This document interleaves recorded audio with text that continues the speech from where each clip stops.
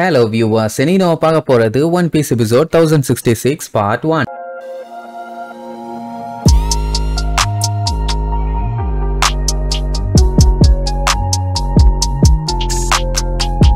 Open பண்ணா யூஸ்டஸ் கிட்ட காட்டுறாங்க. பையன் பாத்தீங்கன்னா இப்ப சாவோட விளிம்புல இருக்கான். ஐ மீன் சாகர கண்டிஷன்ல இருக்கான். அட ஒன்னு சொல்லுவாங்கல்ல, சாகருக்கு முன்னாடி அவங்க வாழ்க்கை ஒரு செகண்ட் கண்ணு முன்னாடி வந்துட்டு போகும்னு. அந்த மாதிரி அவனோட லைஃப் பாத்தீங்கன்னா அவன் கண்ணு முன்னாடி ஒவ்வொரு சீனா வந்துட்டு போகும். அவன் சின்ன வயசுல கஷ்டப்பட்டது, அதுக்கப்புறம் அவன் பைரட் ஆகி அவனோட கேங்க சேர்த்துனது, அதுக்கப்புறம் இவங்க 3 பேரும் ஒன்னா சேர்ந்து சபாடி ஆர்கி பலகோல நேவி ஆளுகளை சுழுக்கெடுத்தாங்களே அந்த சம்பவம், அதெல்லாம் சொல்ல போனா வேற லெவல் சீனு. அதுக்கப்புறம் நியூ வேர்ல்டுக்கு வந்து ஏகப்பட்ட சம்பவங்கள் பண்ணியிருப்பான். அப்புறம் சம்பவம் பண்ணி ட்ரேக்கு அந்த அப்புன்னு அவனுக்கு கூட கூட்டணி சேர்ந்து கைடோவை காலி பண்ணலான்ட்டு வந்தா கடைசியில ஏமாத்தி சிக்கி அவங்கிட்ட சின்னாபின்னமாயி இவன் லூஃபி எல்லாம் ஜெயில ஒன்னா மாட்டாங்களே, அது எல்லாத்தையும் அப்படியே செம்மையா காட்டுவாங்க. சோ இப்படி நம்மளால சாகர நிலைமைக்கு போகும்போது யூஸ்டஸ் கிட்டோட வாய்ஸ் கேட்கும், விடாத யூஸ்டஸ் கிட்டு செய்யடா செய்யு அப்படின்னு. என்ன சம்பவம் ஆச்சுன்னு தெரியல. சரி அப்படியே அங்க கட் பண்ணா எமட்டோவை காட்டுறாங்க. அவன் அந்த மான்ஸ்டர் கிட்ட படாத பாடுபட்டு இருக்கான். நல்ல வேலை அவளால ஃப்ரீஸ் பண்ண முடிஞ்சது, இல்லன்னா டெஃபினட்டா ஒனியஷிமா வெடிச்சு தெரிச்சிருக்கும். அதுக்கப்புறம் அந்த மான்ஸ்டர் கிட்ட எவ்வளவு போராடுவா, இந்த மாதிரி நீ பண்ணக்கூடாது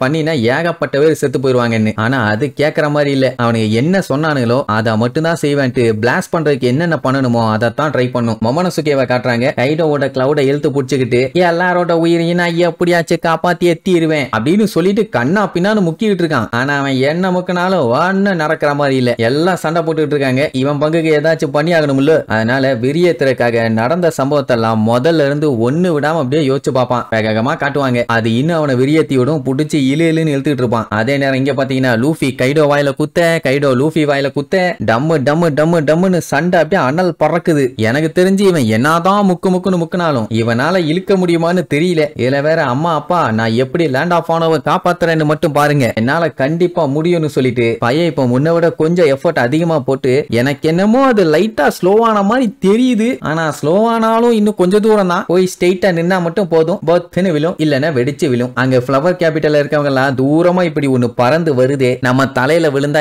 என்ன ஆகும், கொஞ்சம் சேஃப்டியா இருக்கலாமே, அந்த மாதிரி எதையுமே அவங்க கண்டுக்கிற மாதிரி இல்ல. அவங்க வருஷத்துல ஒரு நாள் இந்த நாள் கண்ணு ஒண்ணு தெரியாம சந்தோஷமா இருக்கணும்னு நல்லா ஜாலியா ஃபேமிலி கூட என்ஜாய் பண்றாங்க. அதனால டெஃபினட்டா அவங்க அதை கண்டுக்கிற மாதிரி இல்ல. அப்படி பார்த்தாலுமே தப்பிச்சோட பல மாசங்கள் ஆயிரும்னு வைங்க. ஒரு செகண்ட் மொமனசுகே மக்கள் எல்லாத்தையும் யோசிச்சு பார்த்துட்டு ஒரு கத்திட்டு பயங்கரமா இழுப்பான். இவன் இழுக்கிற சைடு மூவ் பண்ண ஆரம்பிச்சிருச்சு. அவ்வளவுதான், அவனுக்கு சந்தோஷம் தாங்க முடியல. எந்த அளவுக்கு இழுக்க முடியுமோ அந்த அளவுக்கு இழுத்து ஃப்ளவர் கேபிட்டலை தாண்டி கொண்டு போயிடணும்னு கண்ணா பின்னான்னு உசுர கொடுத்து இழுப்பான். அந்த டைம் இவனை யாரோ கூப்பிடுற மாதிரி சவுண்ட் கேட்கும். வேற யாரும் இல்ல, அந்த யானை தான். அங்க அதை போட்டு படாத பாடுபட்டுக்கிட்டு இருக்கானுங்க போல. அது கத்துறது இங்க இவனுக்கு தலைவலிக்கும். சரி இங்க யூஸ்டஸ் கிட்ட பாத்தீங்கன்னா பிக் மாமா இடிச்சு தள்ளலாம் பாத்தீங்களா, அவன் மறுபடியும் எந்திரிச்சு வந்து அவனை இடிச்சு தள்ளிட்டு இருக்கான். ஆனாலும் அவன் விடலையே. ஏ கிளவி, நீ பேசாம குளிய தோண்டிட்டு நீயே படுத்துக்க வேண்டியதானே, ஏன் எக்ஸ்பைரி டேட் முடிஞ்சும் எமனுக்கு டேக்கா கொடுத்துட்டு எங்க உசுர வாங்கிட்டு இருக்க அப்படின்ட்டு ஒரு இடிப்பான். பறந்து போய் இடிச்சு விழுந்து வாய் பூரா ரத்தம். யோசிச்சு பாருங்க, பிக் மாமா அடிச்சு தள்ளுறதே கஷ்டம், ஆனா அடிச்சு தள்ளி செவுத்துல இடிச்ச வாயில இருந்து ரத்தம் வருதுன்னா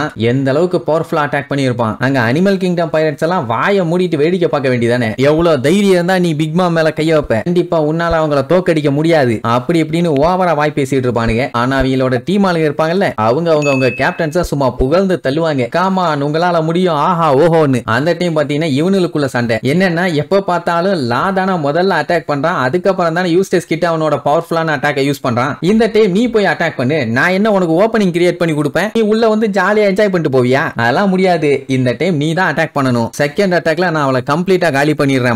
அவனுக்கு ஒன்னே காண்டாவும், நான் என்ன பண்ணுன்னு நீ சொல்லாத, எனக்கு தெரியும்டான்னு மாத்தி மாத்தி வழக்கம் போல சண்டை போடுவானுங்க. எப்படி அவனுக்கு கத்திட்டு இருந்த உடனே அவனுக்கு டீம் ஆளுகளும் அவங்களுக்கு சப்போர்ட் பண்ணி கத்திட்டு இருப்பாங்க. பெரிய சண்டைக்கு நடுவுல இந்த மாதிரி சண்டையெல்லாம் இவனுக்கு போடணுமா என்ன, சண்டையை முடிச்சுட்டு சண்டை கட்ட வேண்டியதானே. இந்த டைம்ல அங்க பிக் மாம் எந்திரிச்சிருவான். அதுவும் பாடி ஃபுல்லா ரத்த கலரியோட பார்க்கவே பேய் மாதிரி இருக்கான். அவளை கதற விட்டுருக்காங்க. அலி நம்ம லா யூஸ் பண்ண அட்டாக்ல அவளோட எலும்பெல்லாம் உடஞ்சு போச்சு. லாவோட டெக்னிக் தான் ரொம்ப ரொம்ப டேஞ்சரா இருக்குதுன்னு வேற சொல்லுவாளா. உடனே அவன் கேட்டியா யூஸ்டஸ் கிட்டு, அவளுக்கு என்னோட அட்டாக் தான் பிடிச்சிருக்குது எப்படிமா போடா விளக்கன்னு பச்சை பச்சையா திட்டுவான். அடுத்த செகண்ட் அவன் என்ன பண்ணுவான்னா அவளோட எலும்புகளுக்கு உயிர் கொடுப்பா. அதுங்க உடனே ஒன்னா ஜாயின் பண்ணிக்கும். அவ்வளவுதான், மறுபடியும் எந்த அளவுக்கு பவர்ஃபுல்லா இருந்தாலும் அதே அளவுக்கு சண்டை போட ரெடி ஆயிட்டா. லா தெளிவா சொல்லிடுவான், கண்ணா நான் ஒண்ணு மட்டும் சொல்லிக்கிறேன், இது ஒன்னும் ஜோக் இல்ல, டெஃபினட்டா அடுத்த ஒரு அட்டாக் பண்ணனா நான் கம்ப்ளீட்டா ட்ரெயின் ஆயிருவேன், என்னோட சுண்டு வரல கூட கண்டிப்பா என்னால அசைக்க முடியாது. சோ அடுத்த ஷாட்ல அவளை காலி பண்ணியே ஆகணும். அதனால நீ என்ன பண்ற, நீ முதல்ல போய் அட்டாக்க ஸ்டார்ட் பண்ணினா அப்படின்னு எடுக்கும் போதே அவன் கத்த ஆரம்பிச்சிருவான். நான் என்ன பண்ணுன்னு எனக்கு தெரியும், நீ சொல்லாதன்னு. அவன் என்ன பண்ணுவா, அவளோட கத்திய பயங்கர பவர்ஃபுல்லா ரெடி பண்ணிட்டு பாஞ்சு அட்டாக் பண்ண வருவா.